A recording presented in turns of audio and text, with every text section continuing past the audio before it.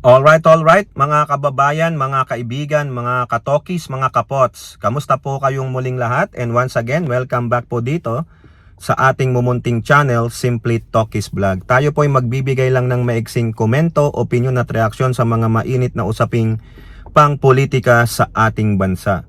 Pag-usapan natin mga kababayan, ito pong banat ni Yusek Attorney Claire Castro ng PPO at PCO kay Senator Bato, takot de la Rosa. Bago na po no? Takot na po, TNT na po, no? Nagti-TNT na po si Bato de la Rosa. Ano ibig sabihin nun? Pag nasa ibang bansa ka, sinasabi lang, ay TNT ka, no? Ano yun? Tago ng tago. Sa Pilipinas, si Bato, takot na takot. O di kaya, timang na si Bato. Ang daming pwedeng ikabit sa TNT. Mga kababayan, antindi po ng binigay dito ni Yusek Castro. Mga kababayan, ang tapang talaga nitong si Yusek Castro. Pero hindi makapuntos yung mga Duterte minions dito. Hindi nga makapuntos dito si Sara Duterte, mga kababayan. Ha? Sasabihin ko sa inyo mamaya kung ano po yung sinasabi ni Attorney Claire. Pero meron din tayong quote card dyan. At the same time, ito na naman tong matandang hukluban na ito na si Chavit Singson, meron na naman siyang quote card. May paalala na naman siya. Talagang ninanais niya na ang Pangulo ay mag-resign na lang daw, para hindi mapahiya. PBBM mag-resign para hindi mapahiya. Ganun ba? Ang kapal na mukha naman ni Sabit Singson, mga kababayan, no? Dahil hindi na pagbibigyan, kaya galit na galit. Ngayon may kaso pa ang Tokmol, kinasuhan siya ng kababayan niya. Ayun, yun tayo mga kababayan. So shout out po lahat sa inyo and may God bless us all. Okay, simulan natin mga kababayan. Ito pong quote card ni Attorney Claire Castro, no? Sa Pilipinas Today. Credit po yan sa Pilipinas Today. O nga pala, naka-green tayo. Baka sabihin nyo, bakit? Pag-aari ba nila ang kulay green? Wala akong pakialam. Kaya nga hindi na sumalubong si Senator Bato kay Digong sa airport nung hinuloy po si Digong nung March 11, 2025. Kasi may nagtimbre sa kanya na may warrant of arrest siya. Ay! Baka naman, Yusek Castro, baka yung nagtimbre kay Digong ay kay Bato, sabi siguro, Bato, ito, alam ko kasama si Bato sa Hong Kong nun Alam ko kasama sa dyan Umuwi lang siya ng maaga para daw mayroon daw siyang ipre-prepara. Kasi campaign period dyan mga kababayan Umuwi lang siya ng maaga from Hong Kong para daw meron daw siyang ipre-prepara sa Pilipinas. Ito siguro yan. Nakakuha na siya ng intel na merong mayroon sigurong lalabas na warrant of arrest kay Bato ay kay Digong at baka kasama na rin siya. Yan po yan, Yusek Castro. Natunugan niya siguro na may warrant of arrest si Digong pero pagiging selfish ng kupal, nagsarili, kasi tinatanong daw ni Medeldia si Harry Roque. Ito kwento ni Harry Roque mga kababayan Sabi ni Harry Roque, tinatanong ako ni E.S. Medeldia kung meron daw lumabas ng warrant of arrest kay Digong.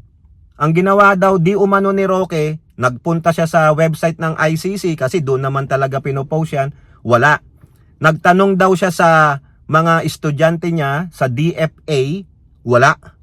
Nagpunta rin daw siya sa Interpol website. Wala.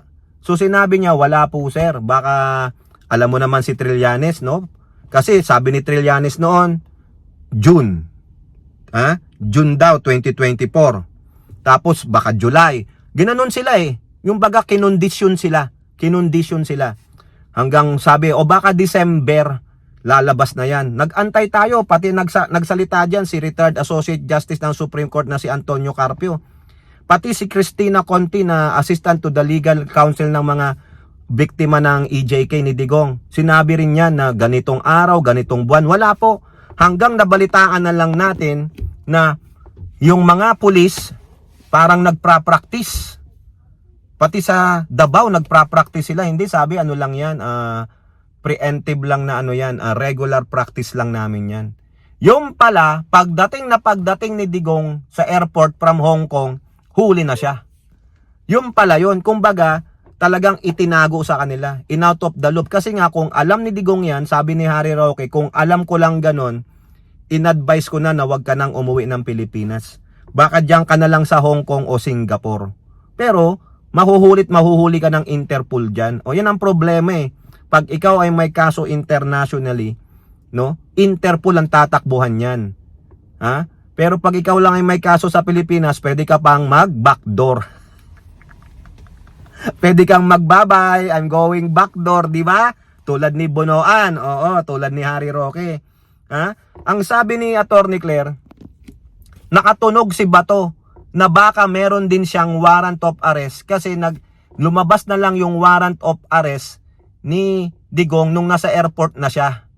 Kaya siguro, nauna nang nakaroon ng intel si Bato, tandaan ninyo, dating PMP chief yan. Ha, maraming connection yan. Nauna na siya naka-receive ng intel, no? Ay, baka meron ka ring warrant. O, baka kasama dun yung warrant mo. O kaya ang ginawa ni Bato, kunwari, nasa bundok siya.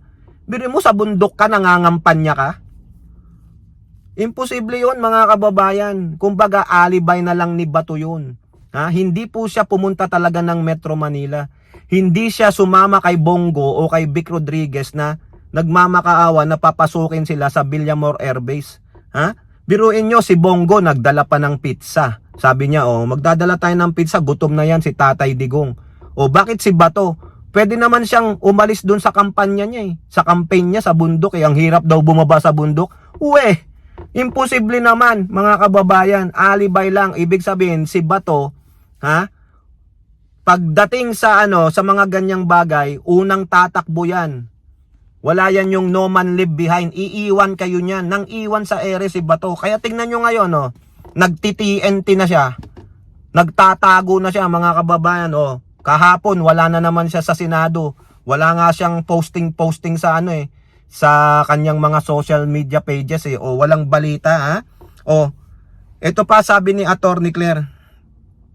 Naniniwala si PCO Undersecretary Attorney Claire Castro na hindi na sinalubong ni Senator Bato si dating Pangulong Duterte sa NAIA nang maaresto ang huli noong Marso 11, 2025 dahil may nagtimbre na umano sa senador na mayroon arrest warrant laban sa kanya. Correct.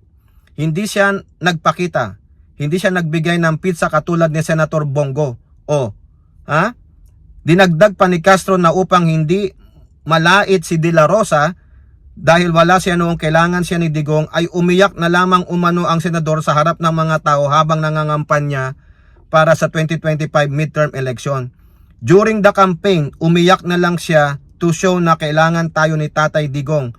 Malungkot siya, willing siya to join Tatay Digong. Kunwari lang artista. Ganyan po ang mga Duterte minions. Bibigyan kayo ng pangpamas acting o parang si Sara Duterte lang yan. Si Bato, abay pwede rin pala itong maging artista. Kumbaga ang sinasabi dito ni Attorney Claire, pangpamas po ang acting niya. Kunwari kailangan tayo ni Tatay Digong, pero ang tanong, where are you when Tatay Digong needs you? Di ba nung March 11, nung nasa the day of infamy si Digong sa loob ng Villamor Air Base. Nasaan ka? Nasa bundok po ako, sir. Ngayon, baka naman totoong nasa bundok ka na. Bundok ng trulala, ha? Bato, TNT ka pala eh.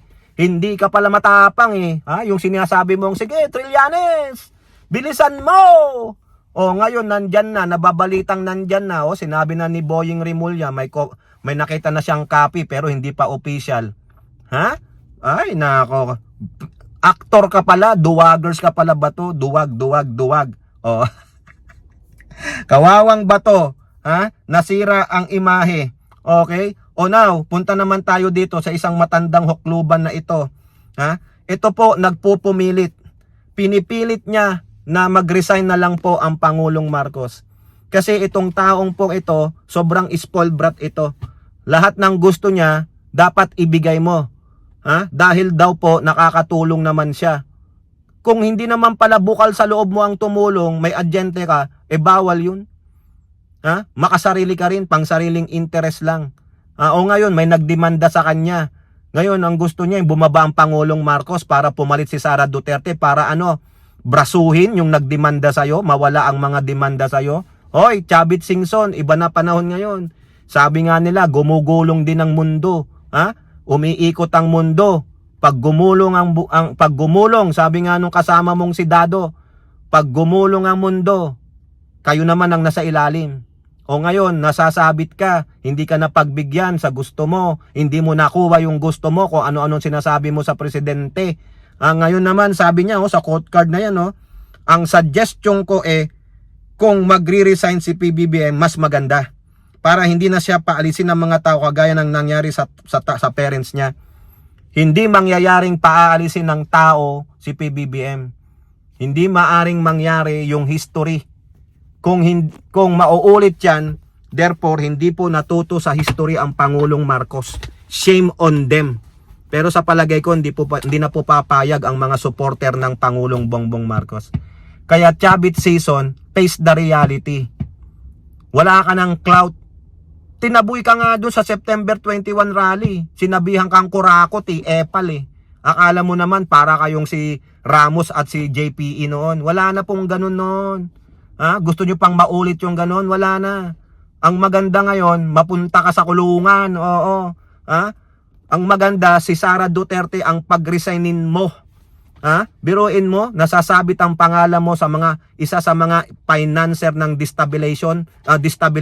yung mga destabilization plot laban sa Pangulo. Ikaw at yung magkapatid na Duterte na si Pulong at si Sara. Yun ang sabi sa listahan ni Ramon Tulfo Di po ba? O ngayon, ang gusto mo, mag-resign ng Pangulo para hindi matulad sa kanyang ama, sa kanyang parents? No way, hindi mangyayari yan. Nagbabala na rin po ang SILG, John Vic Remulla. Malacanang is a red zone. If you step over to that red zone, you will be arrested. Sige, subukan ninyo. Lahat kayo maaaresto. It will never happen.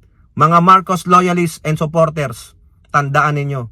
Hindi dapat maulit ang history na kayo ay binaboy nitong mga walang iyang to.